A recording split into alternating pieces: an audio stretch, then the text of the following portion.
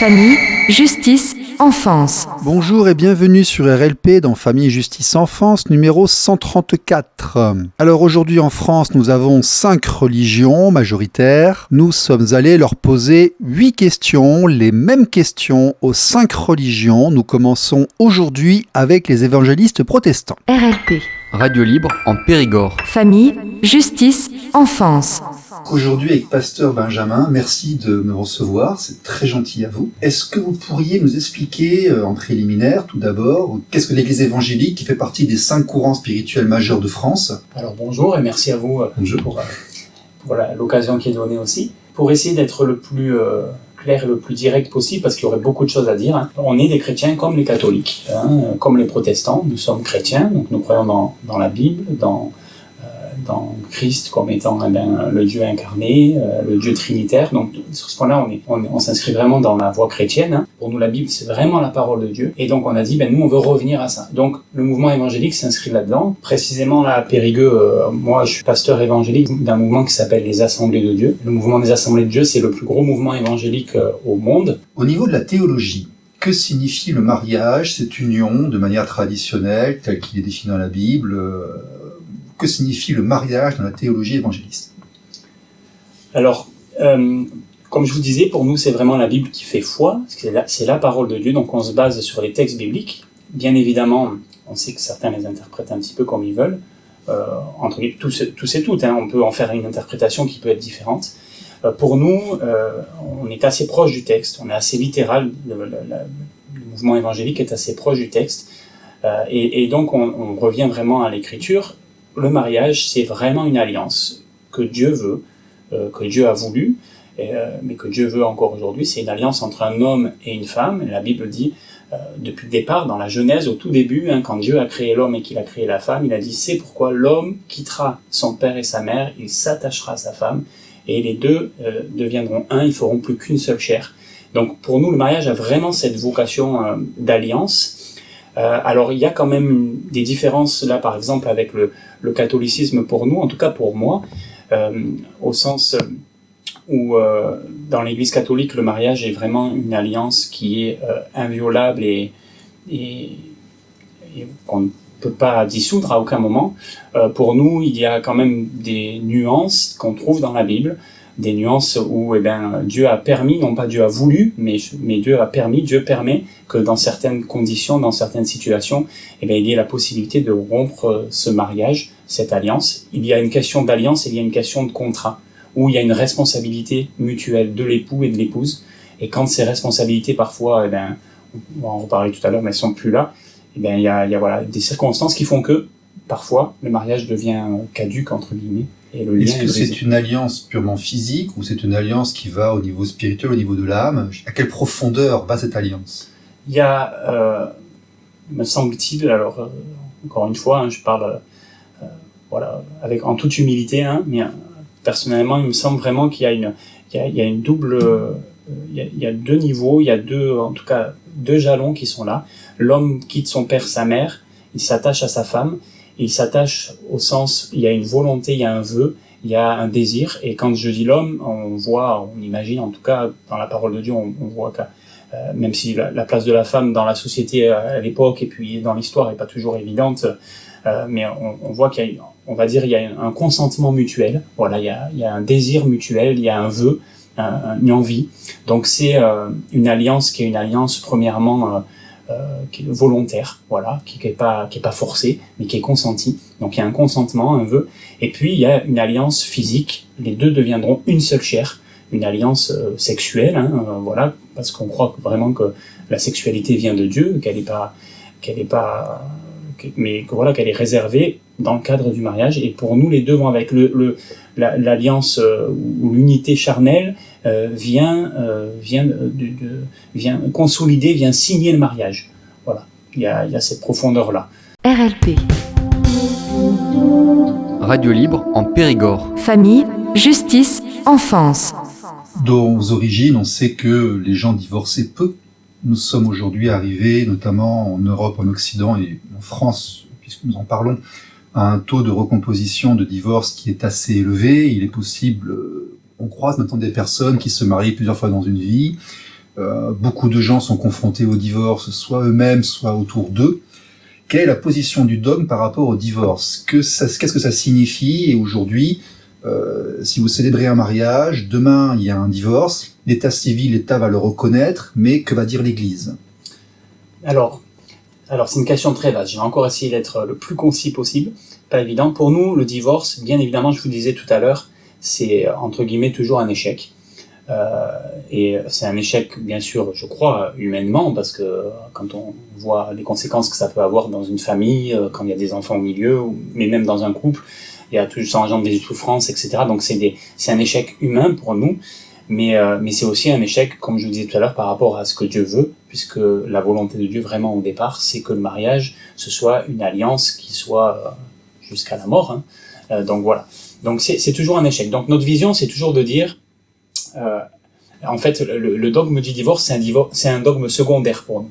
Le dogme principal, c'est celui du mariage. Comment préserver, comment entretenir, comment éventuellement réparer un mariage. Quand c'est pas possible, je vous disais tout à l'heure, on voit dans la Bible, c'est une réalité. Effectivement, le divorce est prescrit dans certaines situations. Quel est le dogme du divorce? Alors pour nous, pour essayer d'aller à l'essentiel, dans la Bible, en tout cas, on voit 3 situations qui font, on va dire 4 situations qui font que le mariage est rompu. La première situation, c'est quand il y a la mort de l'un ou de l'autre des époux. Dans ce cas-là, le mariage est arrêté. C'est pas du divorce. Voilà. Ensuite, il y a la situation qu'on semble trouver dans la Bible aussi, dès le départ, dans le livre de la loi, dans les Deutéronomes, quand Moïse parle et institue la loi, il y a une question de si un homme, une femme se marient, mais que l'homme découvre quelque chose qui est insupportable à ses yeux, et il y a une question un petit peu de découvrir quelque chose qui était caché, qui était pas évident, et certains s'accordent à dire, je le mets entre guillemets, ou je le prends avec des pincettes, en tout cas, mais certains s'accordent à dire que ça rentre notamment dans des cas où, par exemple, on se rend compte, ça s'inscrit dans toute cette loi qui parle de, si on se rend compte qu'on se marie avec quelqu'un de notre famille alors qu'on ne l'avait pas réalisé, donc voilà, des mariages qui sont, entre guillemets, on pourrait dire incestueux, mais sans le savoir, donc voilà. Ça, c'est une situation qui fait que le mariage, dans ce cas, peut être rompu. La troisième situation, on la trouve dans le Nouveau Testament, c'est notamment Jésus qui en parle, quand il va être interrogé par des chefs religieux juifs de l'époque, qui vont lui demander, mais Moïse ordonne que quand dans certaines situations, on puisse faire une lettre de divorce, l'homme puisse faire une lettre de divorce pour répudier sa femme.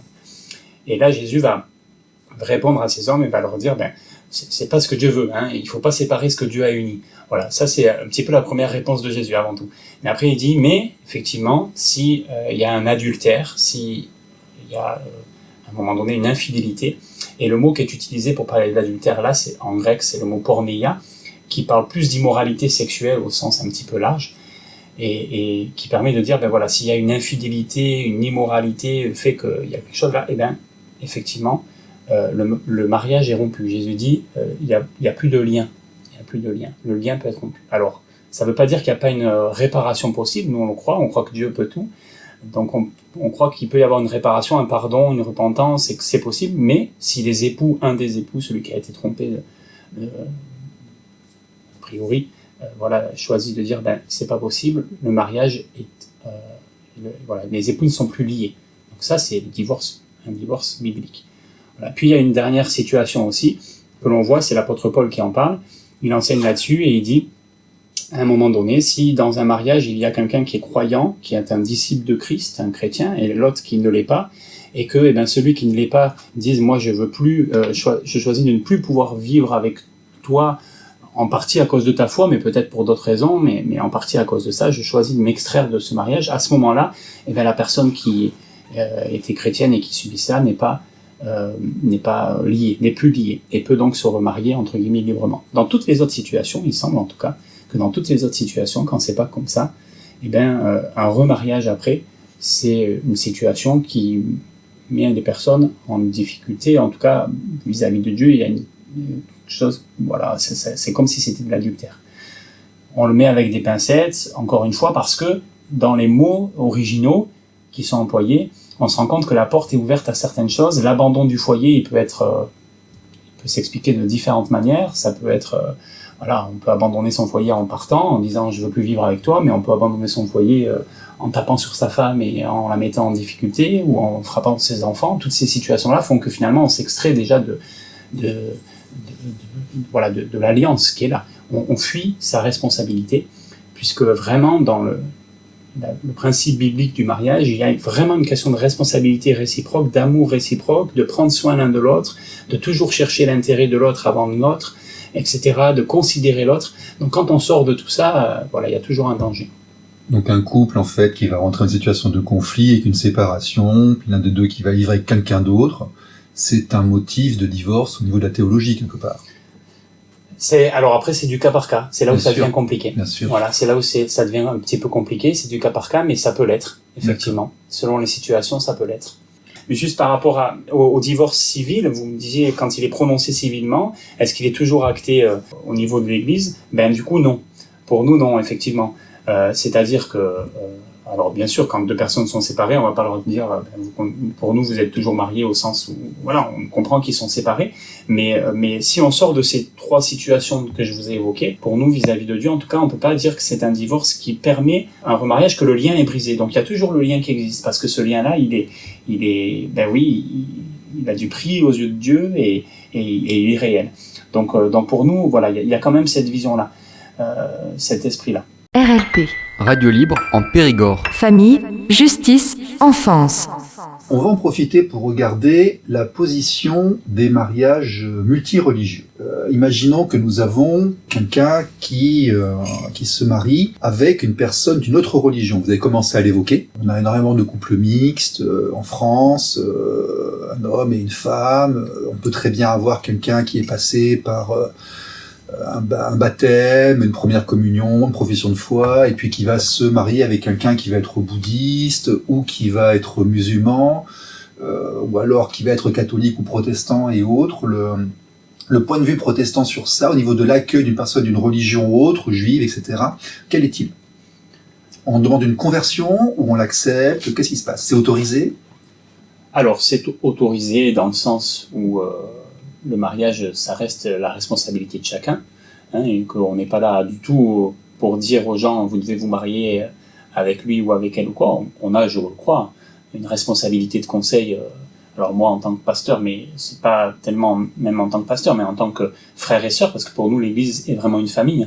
Donc on a une responsabilité comme on l'aurait envers notre frère ou notre sœur dans la chair, de dire, attention, cette personne-là m'inspire pas confiance ou est un danger pour toutes sortes de raisons, mais pas nécessairement à cause de sa religion, quelle que soit la raison. Par contre, au niveau de l'accueil, alors c'est pas un souci en soi, si une personne vient d'une autre religion, dans le sens où on peut pas interdire le mariage.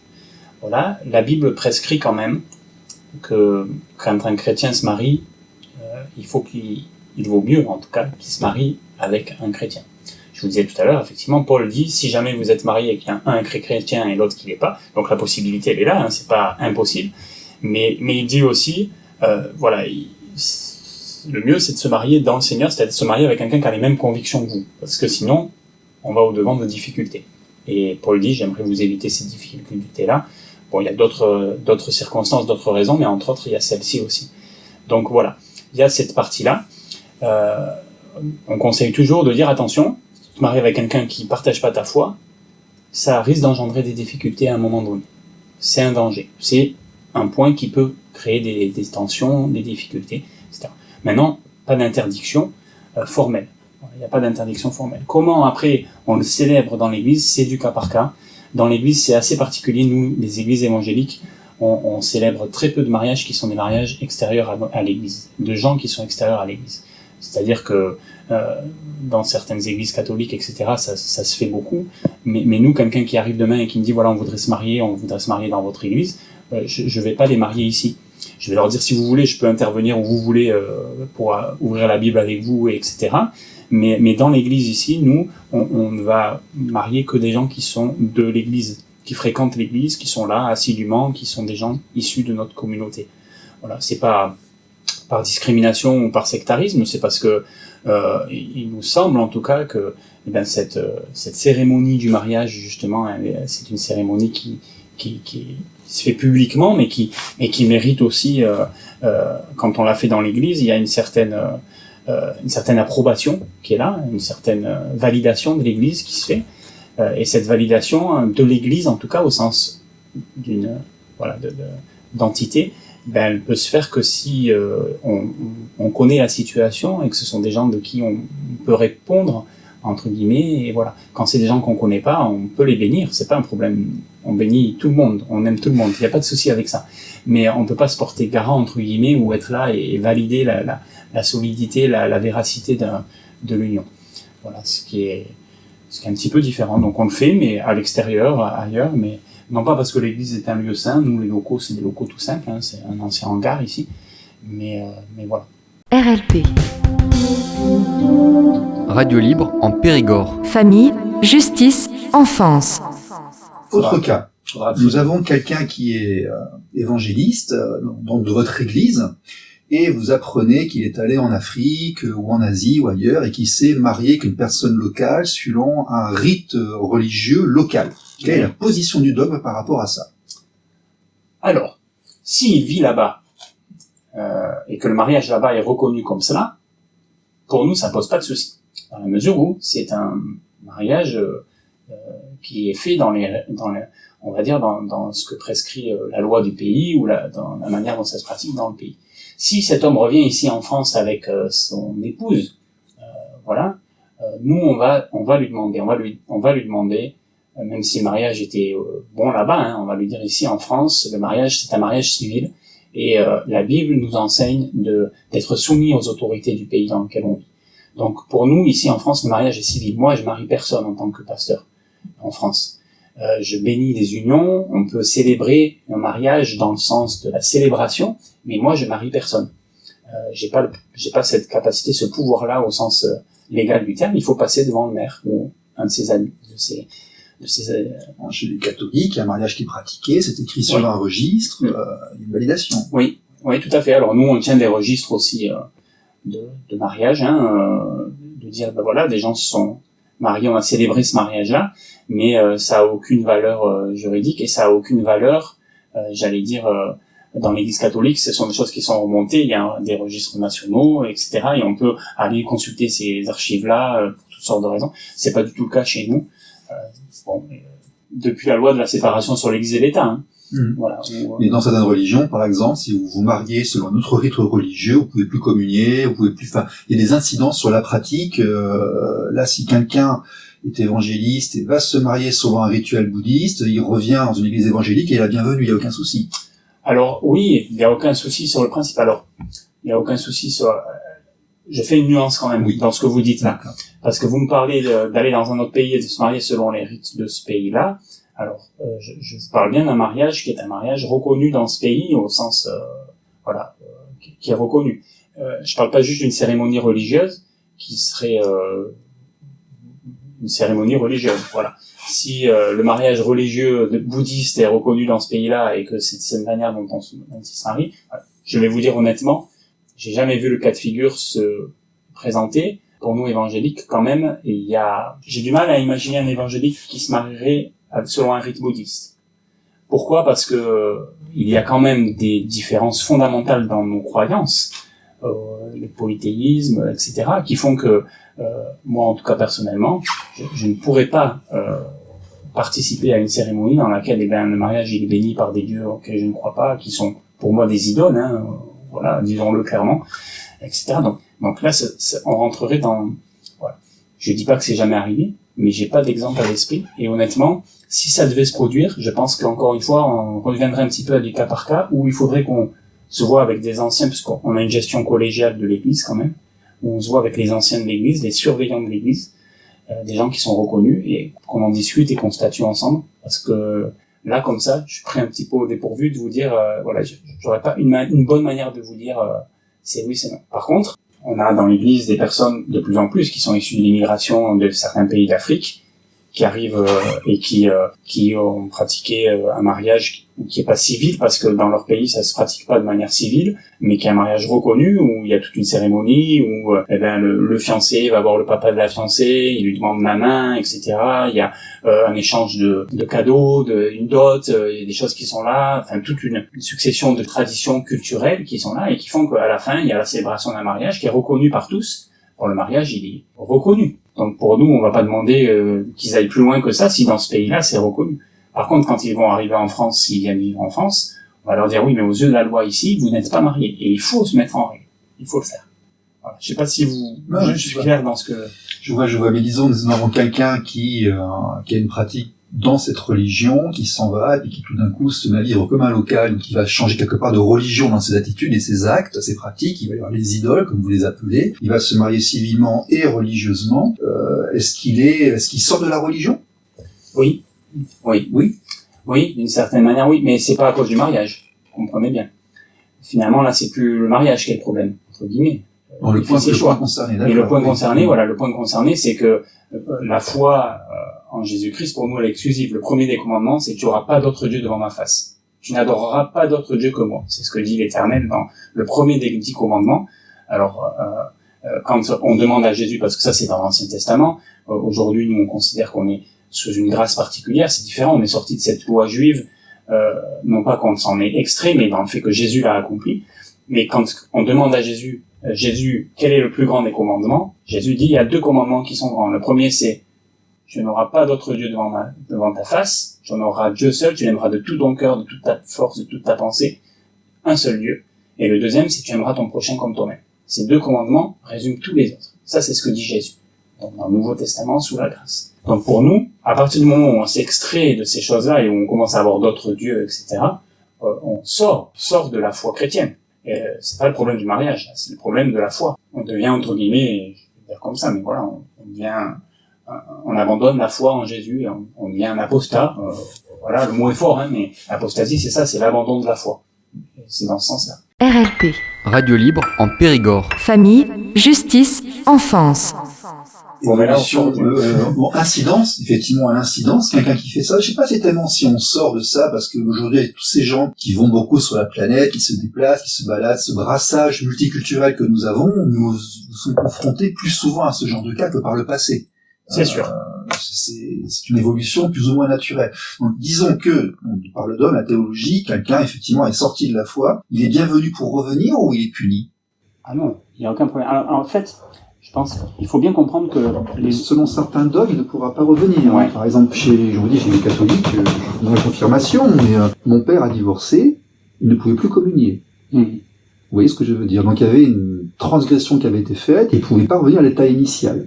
Chez les évangélistes, comment ça se passe? Alors chez les évangéliques, mais là je vais parler encore une fois, je resterai un petit peu. Chez nous, les évangéliques, on va dire, nous les assemblées de Dieu, parce que voilà, les évangéliques c'est très très large.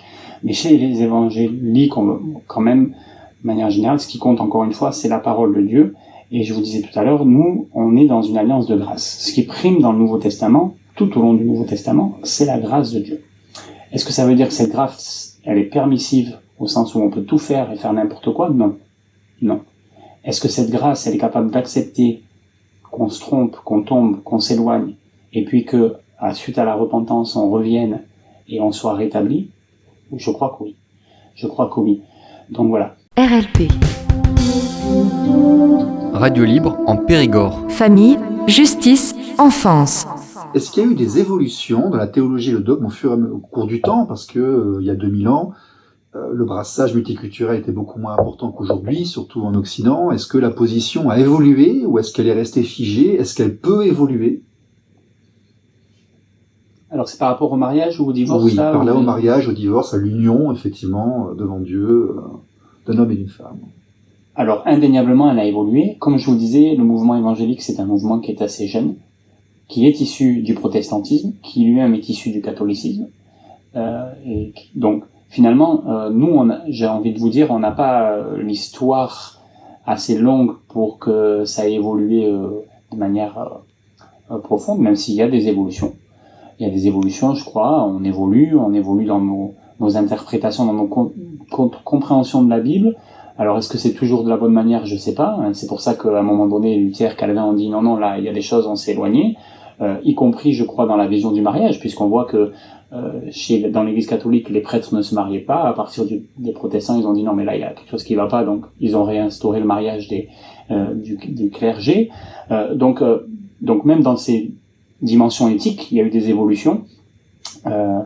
Il y a des évolutions, oui, dans la conception donc du mariage, dans la conception du divorce aussi, parce que je crois que certains disent que le divorce il est jamais possible selon la vision du mariage qu'on a. D'autres disent que c'est ce que je vous disais tout à l'heure, pour nous, dans certaines situations, la Bible peut le prescrire. D'autres sont encore plus libéraux. C'est le cas aujourd'hui souvent de certaines églises protestantes qui disent mais finalement le divorce il est toujours envisageable, quelles que soient les situations. Tout s'explique. C'est plus un contrat.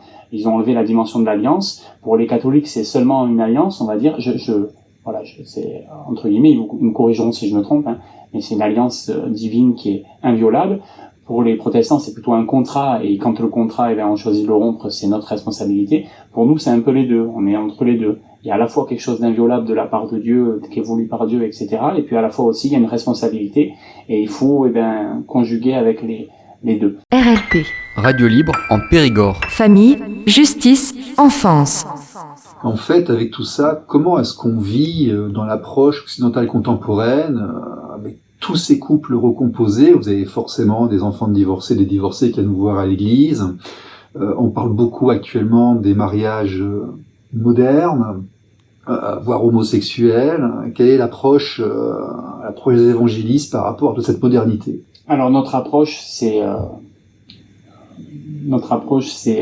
est, j'allais dire, je vais essayer de peser mes mots, mais on essaye en tout cas. Alors je suis pas sûr que ce soit comme ça que tout le monde le perçoive, mais en tout cas on essaye que ce soit une vision équilibrée. Une vision équilibrée entre deux facteurs. Le premier, c'est le facteur de l'amour et de la grâce dont je vous parlais tout à l'heure, parce que nous sommes convaincus et nous prêchons et nous croyons et nous vivons l'amour, je vous disais tout à l'heure, non seulement pour notre Dieu, mais aussi pour notre prochain, quel que soit son orientation sexuelle, son histoire sociale, son histoire maritale, peu importe, entre guillemets, on se doit et on veut. On ne veut pas le faire par obligation, mais on veut aimer tout le monde et accepter tout le monde. Voilà. Maintenant, accepter les personnes, aimer les personnes, etc., ça ne veut pas dire forcément aimer et accepter ce qu'elles font et ce qu'elles pratiquent. Et dans ce cadre-là, c'est là où on jongle dans un équilibre, de dire notre désir, c'est premièrement de plaire à Dieu, et donc de rester le plus à cheval, le plus droit possible dans ce que la parole de Dieu nous prescrit. Il y a des choses que la Bible condamne, le péché, la Bible le condamne, et finalement le divorce, c'est, je vous disais tout à l'heure, un échec, c'est pas ce que Dieu veut, on essaie toujours de l'éviter, maintenant des fois c'est pas possible, il y a des choses, voilà, c'est comme ça, on sait que c'est pas ce que Dieu veut, donc on essaye de rester toujours, de plaire à Dieu, mais on essaye aussi de dire, d'un côté on veut plaire à Dieu, et d'un autre côté on veut aussi que les hommes connaissent, que ceux qui nous entourent connaissent la grâce de connaître ce Dieu d'amour, parce qu'on croit que Dieu est un Dieu d'amour, un Dieu avec des principes et des commandements et des ordonnances, mais qui sont là pas pour nous nuire, pas pour nous enfermer, pas parce que Dieu est un Dieu intolérant. On croit que c'est le cas parce que Dieu nous aime et qu'il veut le meilleur pour nous. Et on est convaincu de ça. On est convaincu que si Dieu ne souhaite pas le divorce, c'est parce que Dieu sait que ça produit pas forcément de bonnes choses et que c'est pas, voilà. On sait que si Dieu dit les unions homosexuelles, c'est pas ce que je veux, c'est pas ce que je prescris, c'est parce qu'on croit que c'est ce qu'il y a de meilleur pour nous. Alors on maîtrise pas tous les tenants et les aboutissants, hein. Moi je fais pas de jugement de valeur, mais pour nous il n'y a pas de différence finalement entre quelqu'un qui viendrait dans l'église qui serait homosexuel et qui serait hétérosexuel. Dans la personne qu'on va reconnaître, il n'y a pas de différence. Mais pour nous, ce qu'on veut, c'est pas dire aux gens, vous êtes homosexuel, alors on vous veut pas dans l'église, ou vous êtes divorcé, alors on vous veut pas dans l'église, ou vous êtes enfant de divorcé, alors on vous veut pas. Non, ce qu'on veut, c'est dire à tout le monde, mais venez, il n'y a pas de souci. Maintenant, ce que vous êtes, c'est pas votre orientation sexuelle, c'est pas votre histoire, c'est pas ça que vous êtes. Vous n'êtes pas que ça. Vous êtes autre chose aux yeux de Dieu. il y a une autre identité. L'identité voilà, la valeur que Dieu vous donne, elle dépend pas de ce que vous pratiquez ou pratiquez pas. La valeur que Dieu vous donne, elle dépend du fait que vous êtes une de ses créatures, que c'est Dieu qui vous a créé. Et en ce sens, eh bien oui, Dieu a des plans, des projets pour vous qui sont, la Bible le dit, hein, des projets de paix, des projets de bonheur. Et pour ça, eh bien, il nous a donné certaines limites, comme un parent peut en donner à ses enfants. D'accord. C'était le pasteur Benjamin pour RLP. Merci beaucoup. Merci à vous.